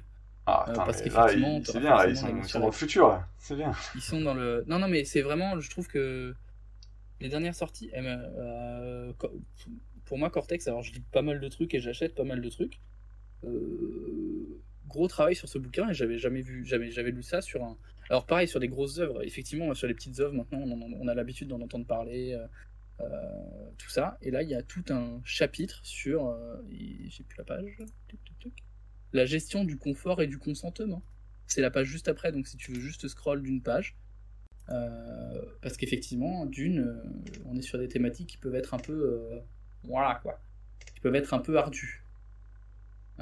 Confort et consentement, on parle de réduire la maltraitance d'un joueur. Bref, Comment c'est ça? du Tu veux lourd. dire que le baron Harkonnen va pas pouvoir faire des trucs horribles aux joueurs? Bah si, mais faut en discuter, faut en discuter avant. Faut mettre des lignes, des voiles, des trucs qui sont évoqués, parce qu'effectivement, si tu joues à Dune et que t'as pas la saloperie des Harkonnen, moi je trouve que c'est dommage. Mais il y a plein de méthodes, on parle de la méthode des feux rouges, il y a même des mots d'alerte. Bref, honnêtement, ils ont fait un bon travail. Et juste, juste en dessous, regarde, écrire des scénarios dans l'univers de Dune. Alors, Et on déjà, te parle de... je, on je te- vais faire écrire des scénarios. Ça, pour moi, ça sent pas bon. Improviser des scénarios, oui. Écrire des scénarios. Alors, on n'est pas allé jusque-là, mais on te parle de comment tu peux préparer des sessions courtes, comment tu prépares des campagnes au long cours et les intermédiaires. C'est un livre qui est plein de conseils et qui est franchement plein de bons conseils. Alors effectivement, Après, moi, écrire un scénario, et apprendre à écrire un scénario dans Dune, je suis grave chaud, hein. Je t'avoue que mon cœur de fanboy me dit, oh, c'est super cool, dis donc, fais-le. Obligatoire, si tu connais pas tes joueurs, si tu connais pas ce... Attention, c'est mon opinion, la session... Alors, se rentre, ouais. La session 0 est obligatoire si tu connais pas tes joueurs, et si tu les connais, ça donne l'impression aux joueurs que leurs personnages sont importants, et te permet de mieux les impliquer dans l'univers et son scénario. Complètement. Et c'est... En fait, ça va aussi avec toute la mécanique de jeu de création de maison. Parce que si tu fais créer une maison à tes joueurs, bah, si tu l'impliques pas dans le scénario, ou que tu l'écoutes pas, et que tu fais pas de session 0, bah, t'as l'air d'un connard. Ou d'un crétin. Pour mesurer mes paroles. Mais ouais, il y a tout ça... Et honnêtement, je trouve que le bouquin là-dessus est vraiment bien foutu. Je trouve que le bouquin est bien écrit. Alors, comme j'ai, il y a quelques petites coquilles. La plus grosse étant que j'ai remarqué étant le résumé des règles de base. Mais sinon, le livre est très complexe. Je suis content de l'avoir acheté. Et ça faisait longtemps que j'avais pas été content de lâcher 50 boulasses sur Et donc la dernière question pour le MJ qui voudrait faire, qui connaît bien Dune, qui voulait faire Dune depuis longtemps mais qui a entouré de joueurs qui connaissent pas Dune, s'ils ont juste vu le film de Villeneuve, ça suffit pour jouer? Parce que si c'est ça, le ticket d'entrée est moins cher, c'est pas du genre lis ce bouquin. Ouais. Tu vois le film de Villeneuve, Ouais. t'as les visuels, t'as les Alors, machins, allez on peut jouer quoi. le film de Villeneuve, on va parler un peu du film, que moi j'ai adoré personnellement. Je me suis régalé vraiment, je suis allé le voir 2 fois en 2 jours. J'ai claqué mon temps. Pour l'ambiance, oui. Et le film de Villeneuve est une super introduction à l'univers. Parce qu'on est sur un cadre qui est beaucoup plus resserré, qui est beaucoup plus personnel finalement. On entend peu parler. Moi dans le film, ça m'a pas choqué la première fois. On nous explique pas ce que c'est les Bene Gesserit. Ah oui, On ça. nous explique très peu ce que c'est l'épice. On nous explique pas toutes les problématiques en fait sociopolitiques de Dune. Par contre, on suit super bien des personnages. On suit super bien Paul Atreides, on voit super bien le développement de Jessica en quelques heures, qui est une Bene Gesserit, mais qui est avant tout une mère au début, puis qui, quand elle voit ce qu'est devenu son fils, devient carrément une Bene Gesserit en mode ok, moi je vais prendre du recul et on va voir un peu ce qui se passe et on va s'intégrer dans le peuple, on va utiliser l'enseignement des Bene Gesserit et ce qu'ils ont fait pour mettre en place la foi là-bas. Ouais, oui, la Bon, Missiva bref. Protectiva. Exactement. Et je pense qu'on peut. J'aimerais bien tester de jouer avec des gens qui ont vu que le film de Villeneuve, justement pour avoir ce côté très resserré. Euh, Le film de Villeneuve doit être plus facile à jouer que le livre de Herbert. Mais de mon point de vue de gros fanboy de Dune, le film de Villeneuve a cette qualité. Je ne vais pas parler d'un point de vue cinématographique, il est très bien. Je pourrais parler longuement cinématographique, mais c'est Il pas est beau, l'émission hein. ce soir. Il est beau, hein. Comment? Je dis comme ça, il est beau, hein. Je Oui, dis comme ça, il a mais deux pages, d'un là, point de non, vue c'est Herbert. fanboy, je me rends pas compte à quel point il est compréhensible et embrouilleur pour des gens qui connaissent rien à l'univers. Je crois avoir entendu quand même des gens qui connaissaient rien à l'univers qui disent putain la première demi-heure c'est dur, il faut s'accrocher. Mais ceux qui sont dans cet état-là, dites-vous qu'il a été gentil avec vous. Parce que Oui. il a allégé à mort et surtout, il a mis un nombre d'easter eggs pour les fanboys, genre qui voient des trucs dans tous les sens et tu sens que ça a été fait par un fan et le moins de détails et ça c'est cool. Genre la scène d'intro où ils vont donner le fief de Atreides, enfin de Arrakis aux Atreides. Tu vois un groupe de personnes qui s'avancent avec un bâton comme ça pour parler. Ça passe nature peinture pour le commun des spectateurs. Et quand t'es un fanboy, tu fais regarde les gars avec des globes là et un truc en c'est des mecs de la guilde. Et c'est normal qu'ils soient dans des scaphandres. Bref, voilà. Ouais. Donc il y a quand même plein de détails comme ça qui sont assez cool. Il y a beaucoup de détails et en fait c'est un film qui donne envie. Clairement, moi ça faisait longtemps que je n'avais pas lu Dune. J'avais pas regardé de trailer du tout, je m'étais laissé vierge de tout a priori pour le film. Le film m'a fait acheter le bouquin, voilà, mais je pense que j'aurais craqué, mais pas tout de suite. Le kit du MJ et je suis en mode ouais, j'ai vraiment envie de jouer à Dune, quoi. J'ai envie de jouer sur Dune et dans l'univers de Dune. Est-ce que Et t'as c'est lu un bon travail au moins le Messie de Dune? Je crois que je me suis arrêté, j'ai pas fini le Messie de Dune, je crois. D'accord. Voilà, parce que j'étais jeune quand j'ai fait ma première lecture de Dune et je me rends compte que Relis-le. c'est pas si facile Personnellement, moi-même, mon préféré de très loin de tous les bouquins de Dune, c'est le Messie de Dune. Ouais. Parce que c'est celui où en fait où l'intention de Herbert est enfin révélée. Oui. Parce que quand tu Complètement. lis Dune 1 et Dune 2, enfin, Dune qui est un bouquin, mais en français pendant longtemps c'était Dune 1, Dune 2, et même quand tu vois le film de Villeneuve, tu peux parfois te poser des questions sur où est-ce qu'il veut venir. Il y a des trucs qui ont l'air vieillots. Le Complètement. côté white savior, il est blanc, il est bien, il arrive, il va soumettre les autochtones. Le côté quoi, il est élu, tout le monde le touche. Enfin, tu vois, le côté un peu comment dire Mm. la reine des dragons dans même pareil dans Game of Thrones. Tout à fait. Le truc, c'est que en fait, quand tu vois où va Herbert et ce qu'il raconte et ce qu'il veut dire, tu te rends compte que c'est beaucoup plus cynique et beaucoup Clairement, plus oui. voilà que clairement en fait C'est les une... Atreides enfin, c'est pas des gentils, pas non. plus que les Fremen, pas plus que et qu'en gros Un peu plus que les Harkonnen, quand même. oui un peu plus que Qui les sont quand même des Harkonnen, gros mais enculés. disons que si tu veux tout le délire sur le prophète Oui, attendu etc en fait il y a une vision qui est beaucoup plus cynique et dure sur cette question là tout à et fait. en fait c'est pas un sauveur et c'est pas un héros, mais ça tu le comprends que quand tu lis le Messie de Dune. Ouais, complètement. Parce qu'en fait, Paul Atreides passera son temps après à refuser d'être un... Parce qu'il se rend compte des horreurs qui vont être perpétrées en son nom. Et c'est quelque chose que tu réalises en lisant le Messie dans le Dune 1, Dune 2. C'est le gentil héros qui a été Ouais, bafoué, clairement. son père est mort, ah, il devient un super héros, il va gagner, etc. Donc tu peux rester dans une histoire classique. Mais en fait, Herbert déconstruit ça, mais sauf qu'il le déconstruit sur des Ouais, milliers de pages, à travers toute sa saga, il le déconstruit et c'est long. Et ouais. voilà. Pour rebondir, ouais, Sauron, t'as raison, c'est introduit dans le film à la toute fin. Ce côté, je vais un peu lutter contre les visions que j'ai, le Kwisatz Haderach, etc., etc. Mais c'est à la toute fin. Et en fait, on attend. Ouais, moi, j'espère qu'il y aura une suite. Sinon, ça va être la déception absolue. Mais ouais, c'est des thématiques. Je suis pressé de voir comment il va faire. Tu le disais très bien, où est Fedrota. Il y a des thématiques qui vont être abordées là-dessus Ah oui, aussi. il Je fait de sais pas route ce qu'ils manque. vont. Il va peut-être l'introduire en mode chaussure vite fait dans le 2.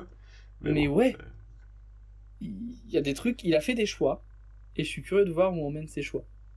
Euh, Cortex, il faut jouer avec des ados. Ouais, je pense que c'est une bonne idée. C'est clairement une bonne porte d'entrée pour des ados pour découvrir Dune.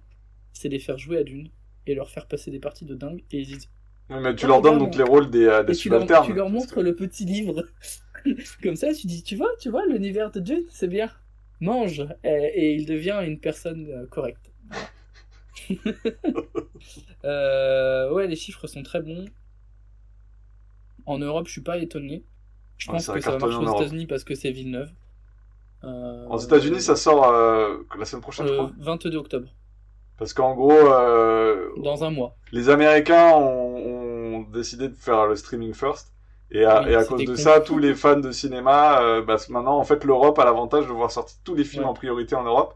Parce que comme on fait des exclus cinéma pendant au C'est moins une semaine, voire deux, les streamings passant après, les cinéastes préfèrent sortir en Europe parce qu'au moins on traite leur film comme un film, alors qu'aux États-Unis, il sort automatiquement en streaming et au cinéma en même temps. Et ouais. donc, c'est clairement un coup de dos, un coup de dague pour les salles de Mais cinéma, quoi. c'est Et c'est... honteux. Je suis désolé, hein, c'est peut-être un avis de gros snob, mais voir Dune sur HBO Max une première fois avant de le voir au cinéma, c'est débile. La grandeur de visuel et même sonore, comme j'en parlais avec Matt, mais il y a des moments, il y a des silences dans le film, ils sont parfaits, ils sont extraordinaires. Et ça, quand t'es chez toi, les silences, bah t'en profites pas. Et c'est de la merde. Voilà, c'est mon coup de gueule Parce que sur c'est les vrai, chez toi, Américains. comme tu me l'avais dit C'est off cool. avant, en fait, les silences dans les films, bah, tu fais autre chose, tu regardes ton portable, t'as C'est la chip ça. qui fait grut Tu grut. parles, tu parles, tu manges, tu machin. Là, au cinéma, t'es devant le grand écran et t'es écrasé par le silence. Et tu te dis, waouh. Parce qu'en plus, il y a le visuel qui va avec. Et moi, j'ai hâte de jouer à Dune pour utiliser les visuels de Villeneuve. Parce que je trouve que visuellement, cette œuvre, elle pète. Le seul défaut que j'ai trouvé, mais je sais plus si avec toi qu'on en a parlé, c'est du Villeneuve, donc C'est froid, hein. c'est très propre et c'est froid. Et à Arrakis, c'est dommage quand même. C'est comme tu l'as dit, j'ai pas eu chaud une seule fois, et je suis d'accord. En fait, j'ai beaucoup aimé le film, hein, par ailleurs, Ouais, mais on ne sent pas la chaleur du désert. En fait, j'ai pas l'impression que le désert est si mortel que ça, à part le vert, évidemment. Mais au niveau de ouais, la chaleur, t'es quand même censé être à un niveau de chaleur clairement. même Et supraterrestre, quoi. Et là, il y a des moments où ils sont là, à se balader, limite avec le distil d'effet. Oh, tout va bien. Tu ouais, fais clairement. Et non. il y a une scène qu'il a changée qui est hyper importante pour ça dans le bouquin. C'est la mort de Lietkins. La mort de Lietkins, il commence à... Alors, dans le livre, c'est un homme. Ouais. Dans le film, c'est une Ça, c'est femme. pas très important, parce On que s'en le fout. fait que ce soit un homme ou une femme, ça change pas grand-chose Mais dans au le personnage. livre, il commence à délirer parce qu'il fait chaud. Il est en train de perdre toute l'eau de son corps. Il commence à avoir des hallucinations où il parle à son père, des hallucinations auditives en mode comment tu me casses les couilles, le vieux, viens m'aider plutôt que de me parler de leçons de planétologie. Et c'est une scène qui, je pense, et en plus, on en apprend plus sur l'épice. Mine de rien, c'est quand même un peu important. Et c'est une scène qu'il n'y a pas dans le film où elle se fait juste elle perd juste de l'eau par les Harkonnen, par les Sardaukar, pardon. Et t'es en mode ouais, et en fait on perd toute une portée. C'est une des scènes où j'ai été déçu en le revoyant une deuxième fois. Je me dis c'est dommage. C'est quand même ballot, on a un message qui passe pas. Et j'ai été aussi très déçu, le film a été censuré par les Amerlocs. Il n'y a que très peu de sang. Sur la scène où elle se fait transpercer par un Sardaukar, tu vois de l'eau et pas du sang. Oui, mais en même temps, c'est son distil qui est pété. Moi, j'ai trouvé ça pas mal, l'idée que tu vois l'eau du Alors moi distil qui aussi, saute d'abord, tu vois. au début j'étais en mode ah ouais, c'est pour montrer l'importance de l'eau, c'est cool, etc. Et en fait non, c'est juste de la censure pour pas être R-rated aux États-Unis en mode c'est trop violent, tout le monde peut pas le voir en fait. Mais c'est fait de manière élégante, parce que pour le coup, tu vois Oui. que en gros, les vêtements qui vont sur eux, c'est en fait une gourde géante, et que dès que tu perces, Ouais, bah, tout ça à fait. fait de l'eau, quoi. Mais du coup c'est une bonne idée, mais j'étais en mode ah oui en fait j'étais en mode ah ouais c'est une super bonne idée et tout. On m'a dit non c'est juste pour la censure, j'étais en mode oh c'est vachement décevant du coup. Merci, moi aussi ça m'a choqué qu'elle y soit pas. Ouais, de ouf. Moi cette scène, en fait, en relisant Dune, c'est une des scènes qui m'avait le plus marqué. C'est une scène qui est courte, hein, elle fait que quelques pages dans le bouquin, elle fait voire même quelques paragraphes. Et en fait, t'en apprends vachement sur le faiseur, sur la chimie de l'épice, comment ça se passe, etc. Et ça y est pas. Mais le film est génial parce que moi j'étais comme ça, j'étais en mode ah je suis allé le voir une deuxième fois, j'étais en mode j'ai vraiment envie que la suite sorte. Hein. C'est dommage que ce soit pas l'année prochaine. Bref, en tout cas, est-ce qu'il y a des questions, des choses à dire? Parce que je crois qu'on a fait le tour de ce qu'on voulait dire, globalement, sur Dune et le Ouais. jeu Dune. On a fait le tour sur Dune, je regarde vite fait mes notes. Bon rappel de la chronologie des propositions de jeu dans les époques différentes. La description d'Arrakis est excellente. Il y a des descriptions d'autres planètes qui sont plus légères, donc c'est un peu dommage. Les rôles sont... Je parlais d'archétypes pour la création de perso, il y a des archétypes, il y a des rôles. Sont bien expliqués avec des exemples de droits et de responsabilités des personnages, de manière générale, quand ils font quelque chose, quand ils sont garde du corps. Qu'est-ce que ça leur permet de faire et qu'est-ce qu'ils doivent faire en contrepartie. Plutôt pas mal. Point négatif, c'est un peu le manque d'informations sur d'autres maisons, même si même des trucs inventés. On a des informations que sur les maisons majeures que sont, enfin même les grandes maisons que sont Corino, Harkonnen et Atreides. Il y a la description de certaines planètes qui manquent de détails, justement, je disais que c'est bien pour aller jouer ailleurs. J'imagine en que c'est fait, quand même pour une histoire de place, je pense, parce que quand même, au bout d'un oui. moment, si Tout à tu fait. commences Je pense que c'est à... complètement... Ouais, c'est complètement ça. Moi, ça va pas me déranger parce que j'aime bien broder, j'aime bien avoir peu d'informations et mettre des trucs autour. Mais vu le côté complet du bouquin, le fait qu'ils en mettent moins, je pense que du coup c'est un entre-deux qui est un peu bizarre, du coup c'est un petit peu bâtard. Il y a un kit d'intro à venir, ouais, il y a un kit du MJ, je l'ai commandé. Alors je sais pas, alors j'ai le kit du MJ, donc c'est peut-être pas la même chose que le kit d'intro. Je serais très curieux de voir la gueule du kit d'intro pour savoir ce qu'il y a dedans aussi, ouais. T'as raison, Albator, de le souligner. Il y a un kit d'intro qui arrive, et ouais, bah moi j'aimerais bien que cette game elle fleurisse bien, quoi. J'aimerais bien qu'on apprenne plus au fur et à mesure, qu'il y ait peut-être une extension, un supplément quand Dune 2 sortira et que le Messie de Dune sortira au cinéma en 2025. De ce que j'ai entendu dire, Villeneuve, il veut faire une trilogie, hein, ce qui serait tout à fait logique. C'est-à-dire de faire le premier Dune en 2 films et de faire le Messie de Dune en un film, et ça se tient puisque c'est les mêmes personnages sur ces 3 bouquins, ce qui n'est plus le cas après, dans les autres livres. Mais dans ces 3 bouquins, tu suis le destin de Paul jusqu'à la fin, et ça fait clairement trilogie, et on serait très content qu'elle existe, évidemment. Bah, et puis ça me permettrait d'avoir des films qui prennent leur temps. J'ai vu beaucoup aussi de le film est lent. Ah ouais, mais c'est bien, hein. Pour poser un univers, c'est bien, pour poser des personnages. Les personnages y changent et les personnages on s'y attache bien. Moi, pareil, petit big up, j'ai trouvé que les acteurs jouaient super bien. J'avais quelques doutes sur Timothée Chalamet, bref, Timothée et Paul. Oui, il s'en sort, je trouvais qu'il était plutôt correct. Et j'ai trouvé vraiment très cool, très bon dans ce qu'il a fait. Dans le début, le garçon un peu naïf et gentil qu'on voit dans le bouquin, et comment il se transforme au fur et à mesure, quoi. Bref, c'était top. Dune, le film, c'est bien, allez le voir. Dune, le jeu de rôle, c'est cool. Je ne sais pas s'il sera proposé à la vente en PDF uniquement, mais ça peut être une belle porte d'entrée pour voir si ça vous plaît. Mais le matos a l'air magnifique physiquement, donc moi je reçois pareil. Je reçois ça samedi, je vais être comme un gamin à attendre mon colis. Tu mettras des photos sur le Twitter. Ouais, mais je suis presque déçu de ne pas avoir pris la version collector comme un gros pigeon que je suis d'habitude. Voilà. En tout cas, des questions encore dans le chat? Bah, est-ce que vous avez des questions dans le chat? N'hésitez pas. Je me rends compte que j'en ai oublié un bout, donc faut que je relise. Ouais, bah ouais, en fait. Et en fait, le film, il m'a donné envie clairement de relire toute la saga de Dune. Je me suis même posé des questions sur les livres du fils et de Anderson, mais ce sera peut-être pour plus tard quand je me dirai, j'ai envie de jouer dans une époque particulière. Albator, le signe du verre en octobre 2021 et le kit d'introduction et sable et poussière en premier trimestre 2022. Ok, bah c'est cool. En plus, Arcane fait encore du bon boulot, mine de rien. Ça fait plaisir d'avoir une réactivité et une qualité pareille. Sauf pour cette malgré les petite coquille. Ouais, mais pareil, en fait, en plus ils sont à l'écoute parce que moi je leur ai envoyé un message tout de suite en mode les gars, il y a un truc qui va pas. Ils m'ont dit ouais, on a regardé, on savait. Voilà. J'espère qu'elle sera pas dans le livre de base imprimé. Sinon, je serais un très triste bonobo, donc j'espère qu'ils l'ont vu avant. Mais voilà, c'est la fin de notre émission sur Dune. En tout cas, merci. C'était très cool ce format. Si ça Ouais, vous plaît, n'hésitez pas à nous communiquer. Ce format live, là, autour d'un jeu qu'on décortique, dont on parle, au sens de l'univers large, des autres propositions de jeux, etc. fait. Je pense qu'on fera maintenant de plus en plus, voire presque tout le temps des lives, hein, parce que c'est quand même cool d'avoir Ouais, du public. carrément. Donc n'hésitez pas, si vous voyez cette vidéo en différé sur YouTube, sachez que suivez notre Twitter pour savoir quand est-ce qu'on fait des lives et on sera ravis de Ouais, chatter avec vous, de répondre aux questions parce que c'est quand même cool. carrément. Il est possible, moi, cette vidéo, cette thématique, m'a donné envie de faire une série, enfin une vidéo plus importante sur les jeux à gros univers et comment on joue avec l'histoire et le plot. Mais on verra. Hmm. Peut-être. Peut-être Très la bien. suite. Merci à vous. Bonne Eh ben soirée. merci Cortex, merci Albator, merci Sorant, merci Aki, merci Olshad, merci la rôlisterie, vous êtes passé, c'est vraiment très sympa d'être resté. Merci tous ceux qui étaient sur le chat et ceux qui n'étaient pas sur le chat. Bref, merci À une et à la prochaine. prochaine. Ciao. Salut.